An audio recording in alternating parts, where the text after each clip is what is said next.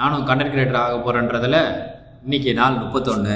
இன்றைக்கி ஒரு நல்ல உறக்கம். காலையில் 11 மணி போல் தான் ஏஞ்சதும் வேலையாக போய் பல்ல தேய்னி தேய்க்க ஆரம்பிச்சிட்டேன். நான் டெய்லி பல்லு விளக்குற ஆள்லாம் இல்லை, ஆனால் இந்த வீடியோலாம் போடுறதுனால இப்போல்லாம் டெய்லி மறக்காமல் பல்லு விளக்குறேன். ஏஞ்சதே லேட்டுன்ற காரணத்தினால வயிறுலாம் கவான்னு கத்த ஆரம்பிச்சிச்சு. அதனால அடுப்படி பக்கம் வந்து ஓட்ஸை ரெடி பண்ணிட்டு குடுகுடுன்னு ஓடி போய் குளிச்சுட்டு வந்துட்டேன். வந்த கையோட ஓட்ஸை சாப்பிட்டுட்டு சொக்காவை மாட்டிட்டு வேலைக்கு கிளம்பிட்டேன். ஓட்ஸ் சாப்பிட்றத வீடியோ எடுக்கல, பசியில வீடியோ எடுக்க நேரம் இல்லை.